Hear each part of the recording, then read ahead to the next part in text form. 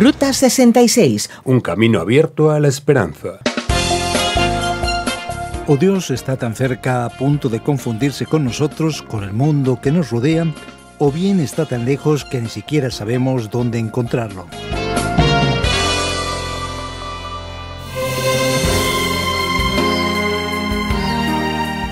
Querido oyente, aquí empieza un nuevo episodio de nuestra Ruta 66, iniciando hoy una nueva etapa que nos depara muchas emociones y aventuras. El Evangelio de Juan. Amor y odio, verdad y falsedad, luz y tinieblas son algunos asuntos característicos del libro de Juan. Y abrimos este estudio comentando el prólogo y presentando las credenciales de Jesús. Él era Dios. Este es el tema del primer capítulo de Juan. ¿Crees que es imposible conocer a Dios? ¿O sería un asunto abstracto para otros? Quédate con nosotros para descubrir quién es ese Jesús. Yo soy Esperanza Suárez y ahora escuchamos la exposición en la voz de Fernando Díaz Sarmiento. Mi querido oyente, seguramente sabrás que tenemos 4 evangelios en el Nuevo Testamento. Mateo, Marcos y Lucas son los llamados evangelios sinópticos y nos relatan la vida y ministerio de Jesús. Esos 3 evangelios presentan un perfil más o menos semejante, con muchas cosas en común entre ellos. Y el enfoque está bastante marcado por las narrativas que describen lo que Jesús hizo, una especie de biografía del ministerio de Jesús, que no es exactamente una biografía, pero algo parecido.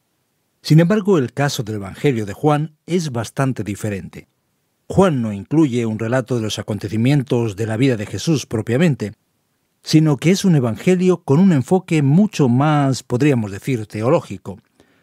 De hecho, fue escrito más tarde, y es un evangelio que tiene la finalidad de mostrar que Jesús es el Cristo, y que Él es el Hijo de Dios. Por lo tanto, ese evangelio empieza de otra forma. Muchos conocerán el primer versículo, que es un texto bastante citado. En el principio ya existía el Verbo, y el Verbo estaba con Dios, y el Verbo era Dios. El término verbo significa palabra. Él estaba con Dios en el principio.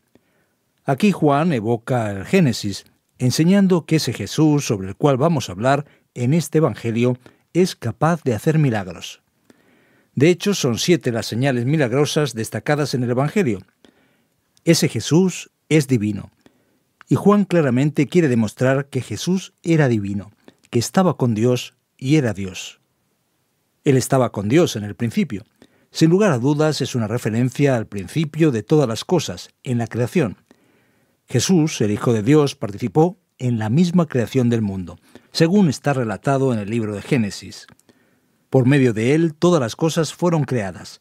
Sin Él, nada de lo creado llegó a existir. En Él estaba la vida, y la vida era la luz de la humanidad. Esta luz resplandece en las tinieblas, y las tinieblas no han podido extinguirla. Jesús es claramente identificado aquí como el propio Creador, y Jesús es el Verbo. Jesús es el Logos. Esa palabra griega Logos, que aquí se presenta a los oyentes del Evangelio, muestra que Jesús era la respuesta de Dios tanto para los judíos como también para los griegos. Entonces el texto continúa y nos habla de Juan. ¿Quién es Juan el Bautista? Juan el Bautista podríamos decir que no tenía una finalidad en sí mismo. Él vino a dar testimonio sobre la luz. Por lo tanto, Juan, además de llamar a las personas al arrepentimiento, además de decir que el reino de Dios estaba cerca, tenía el propósito de apuntar al propio Señor Jesucristo. Ese Jesús es la luz verdadera que llegaba al mundo y que alumbra a todos los hombres. El texto sigue adelante mostrando lo que ocurre con Jesús. Vino a lo que era suyo, pero los suyos no lo recibieron. Mas a cuantos lo recibieron, a los que creen en su nombre, les dio el derecho de ser hijos de Dios. Esos hijos de Dios no son hijos por descendencia natural, sino por la voluntad de Dios, según dice el versículo 13. Ahora bien, Jesús, siendo divino, tiene algo muy especial en sí mismo que se presenta en el versículo 14.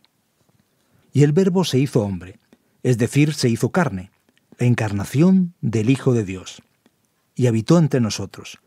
Su gloria es la gloria del unigénito del Padre.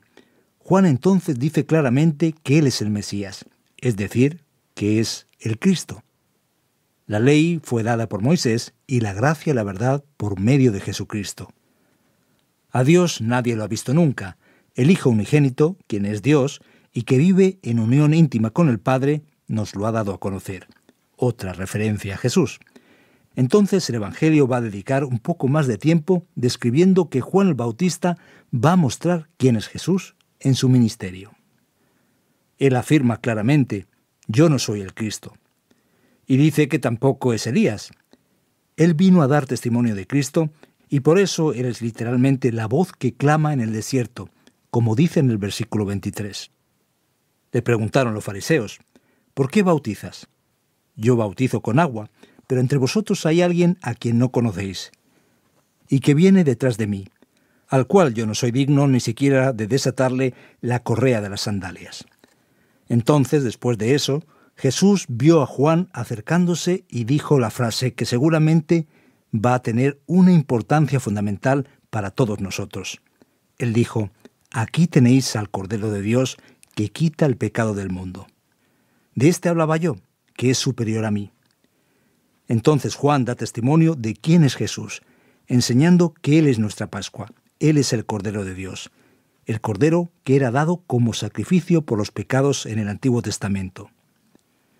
Jesús no solamente aparece como el Cristo, el Mesías, como el Hijo de Dios, sino como aquel que vino a darnos la salvación a través de su sacrificio en nuestro lugar, para perdón de nuestros pecados. De esa forma, el Evangelio empieza a mostrarnos y a ir revelándonos quién es ese Jesús de manera más profunda, más, podríamos decir, teológica. A partir del versículo 35, vamos a ver las primeras referencias a los discípulos de Jesús. Juan estaba de nuevo allí, con 2 de sus discípulos.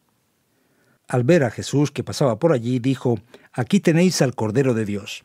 Los 2 discípulos siguieron a Jesús. Entonces el texto prosigue y nos dice lo siguiente en el versículo 40.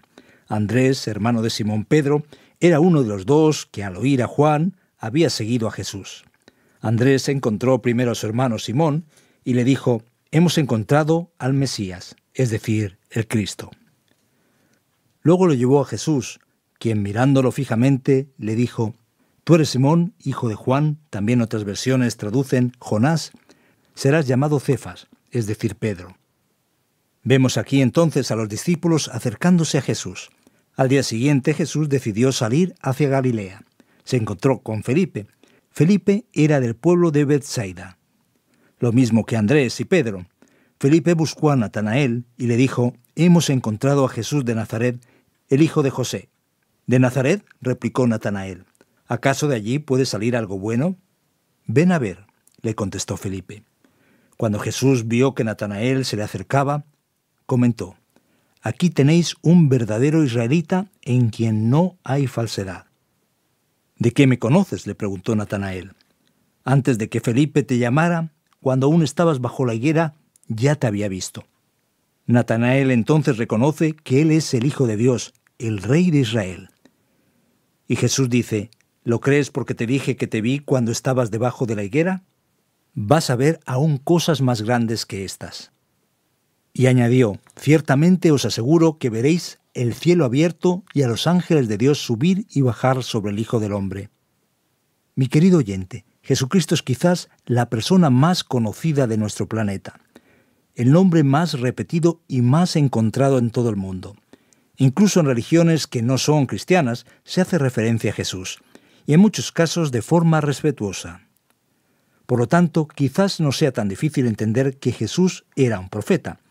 Mucha gente lo acepta con facilidad, y muchas personas incluso están de acuerdo con aquello que tantas veces se canta y se recita en Navidad, que Jesús es el Cristo, el Mesías esperado. Pero algunas personas no se detienen a pensar en la gran verdad descrita en el capítulo 1 de Juan. Jesús, el hombre de Nazaret, aquel que era hijo del carpintero, aquel que nació de María, aquel Jesús que hizo los milagros, también es el que vino a traernos la salvación, el Mesías.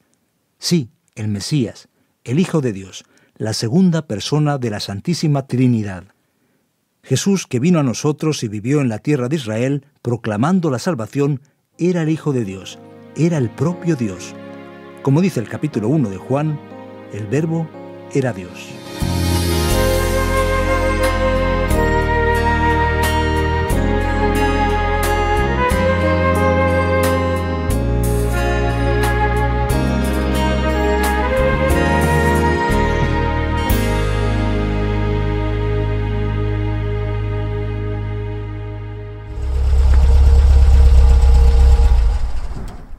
Aprovechamos esta pausa en nuestro viaje para hablar de algo muy interesante. Ruta 66 es un programa internacional, original de Brasil, pero ya en diferentes idiomas, como es el caso del español.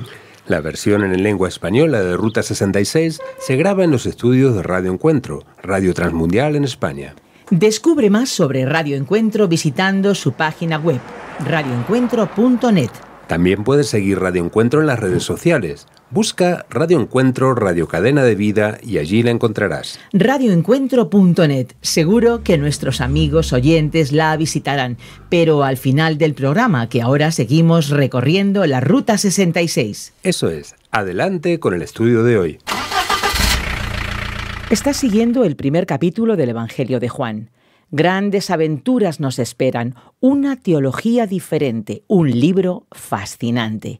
Cuéntanos desde dónde nos escuchas y déjanos un saludo y tus impresiones de este programa en nuestro WhatsApp 601 20 32 65, con el prefijo +34 si nos llamas desde fuera de España.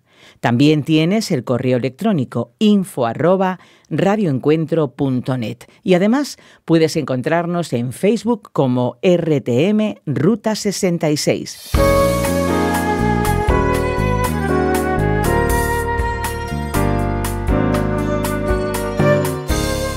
Tenemos algunas preguntas aquí para entender mejor el texto. ¿Qué significa lo de el verbo? ¿Es que Jesús es parte de la gramática? ¿Cómo podemos entender mejor esa expresión? Bueno, la cuestión aquí no es primordialmente gramatical. Es importante entender que el Evangelio de Juan fue escrito en griego, lengua en la que el término traducido como verbo es logos. Para los griegos, es decir, los gentiles, los que no eran judíos, logos significaba verbo, pero mucho más que eso. Significaba la respuesta para el sentido del mundo y de la vida. Los filósofos griegos en la antigüedad decían que lo que estaba por detrás del mundo, la sustancia que sostenía el mundo, se llamaba logos. Así que nosotros vemos que Jesús es la respuesta para las preguntas del mundo gentil, para el cuestionamiento de los griegos. Pero a la vez esa palabra logos también recuerda la palabra divina en acción, que es el concepto que existe en el libro de Génesis, un concepto común en hebreo y arameo, una referencia al propio Dios. Por lo tanto, cuando Juan dice que Jesús era el verbo, él no está propiamente haciendo consideraciones gramaticales. Él está diciendo que Jesús es la respuesta buscada por los gentiles y por los judíos y que Él es el Dios verdadero que se manifestó y habitó entre nosotros. Hablando sobre la afirmación de que Jesús era Dios, sabemos que todos nosotros tenemos algo de lo divino en el espíritu. ¿Es que Jesús era una especie de espíritu evolucionado? ¿Podemos pensar de esa manera? ¿Cómo interpretarlo? ¿Cómo entender a Jesús? Mira, esa pregunta es muy interesante, porque de hecho mucha gente tiene bastantes dudas sobre este asunto.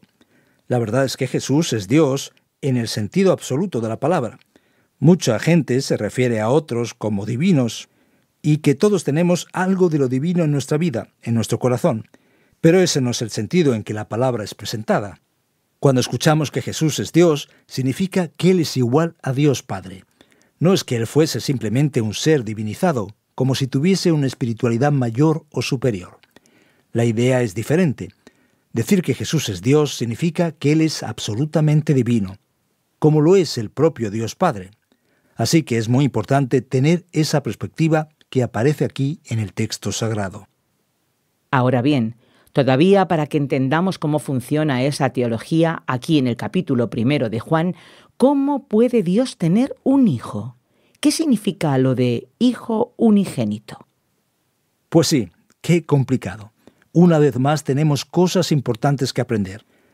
Cuando la Biblia habla de Hijo de Dios, no quiere decir que existe una especie de maternidad celestial donde nació Jesús y de la que vino. La idea es bastante distinta. Ser hijo de Dios significa tener la misma naturaleza que Dios tiene. No significa que un día Jesús nació. Eso es muy importante porque la gente se confunde y piensa que si es verdad que Jesús es hijo, eso quiere decir que un día empezó a existir.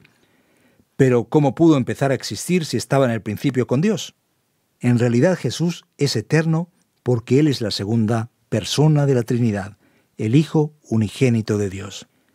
Esa palabra que has mencionado, unigénito, quiere decir que Él es el único que tiene la misma naturaleza que tiene Dios. Por lo tanto, nadie puede confundir el vínculo filial de Jesús con la idea que tenemos habitualmente de hijo en el sentido humano del término. Es importante hacer la distinción adecuada y comprender aquí correctamente la Biblia. Entonces, es primordial entender el primer capítulo de Juan. Pero, ¿cuál es la razón de la encarnación de Cristo? ¿Por qué el Verbo se hizo carne? Creo que entender ese principio ya disminuye bastante gran parte del lío, del problema que hay ahí. Mira, de hecho, eso es extremadamente importante y significativo. Debemos prestar atención aquí. La fe cristiana es la cosa más maravillosa y extraordinaria que tenemos, porque en todas las perspectivas religiosas del mundo, Dios o bien está tan cerca al punto de confundirse con nosotros y con el mundo alrededor, o bien está tan lejos, tan distante, que ni sabemos dónde encontrarlo. En el cristianismo, eso es bien distinto. Dios se hizo hombre. Dios se identificó con nosotros. Por lo tanto, la encarnación de Jesús muestra cómo Dios se identificó con el ser humano y cómo Él lo hizo con el fin de traer al ser humano, a nosotros, salvación y redención de manera especial y extraordinaria. De acuerdo. Ser el Hijo de Dios se comprende, no vamos a ponerle pegas, es decir, no vamos a poner ninguna objeción. Pero, ¿y lo de ser cordero? ¿Qué clase de teología de los animales es esa que aparece aquí en el primer capítulo, en el versículo 29? Ya ves, es un hecho que cuando pensamos en un cordero nos acordamos del campo o quizás de un plato al horno. ¿Qué es esto tan raro de que Jesús sea el Cordero de Dios? ¿Es que Dios tiene una granja celestial? La verdad es que suena un tanto extraño. Pero por increíble que parezca, esa idea del cordero tiene bastante sentido, porque el cordero era uno de los animales utilizados en el sacrificio por los pecados en el Antiguo Testamento. De hecho, lo era incluso de una manera especial, porque la persona podía ofrecer un cordero o un cabrito, pero el cordero destacaba por su mansedumbre y tranquilidad, por su espíritu y actitud, que enseñan una humildad tremenda, como podemos constatar. Cualquiera que trata con animales lo sabe muy bien. Así que cuando la Biblia dice que Jesús es el Cordero de Dios que quita el pecado del mundo, que es una frase muy conocida, significa que Él es el sacrificio para el perdón de nuestros pecados.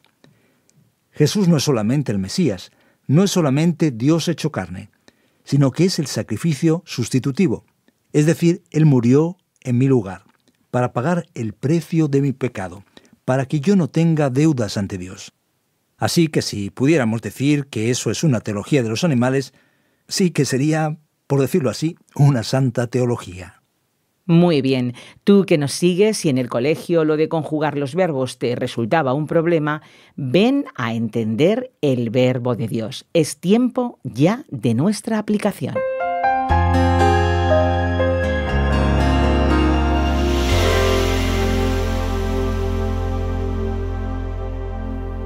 Hoy en Ruta 66 hemos estudiado juntos el primer capítulo del Evangelio de Juan.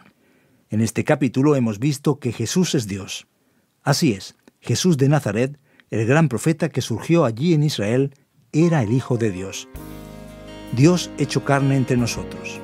Ya ves, querido oyente, para muchos de nosotros hablar de Dios muchas veces es una cosa teórica, abstracta, que está muy lejos de la realidad de nuestro día a día. Fíjate qué maravilla la historia de Cristo. Al revés de lo que nos imaginamos, que Dios parece ser grande y poderoso, que está muy distante, en Cristo vemos que a Dios le hemos importado hasta el punto de que se hizo uno de nosotros.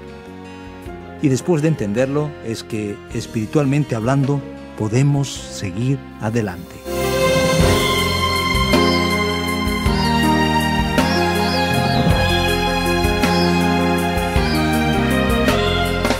El programa Ruta 66 se despide, pero volveremos en esta emisora y a esta misma hora. Ruta 66 es un programa original del profesor de Biblia Luis Ayao, producido por Radio Encuentro, Radio Transmundial en España, traducido por Mateus Rodríguez y presentado y adaptado por el profesor de Biblia y comunicador Fernando Díaz Sarmiento. Recuerda que hay un medio directo para poder comunicarte con nosotros. Es el WhatsApp. El número es el 601 20 32 65, con el prefijo más 34 si nos llamas desde fuera de España. También tienes el correo electrónico info@radioencuentro.net y puedes encontrarnos también en Facebook como RTM Ruta 66. Te acompañó en este día Esperanza Suárez y Andrés Ocampo en los controles. Hasta la próxima.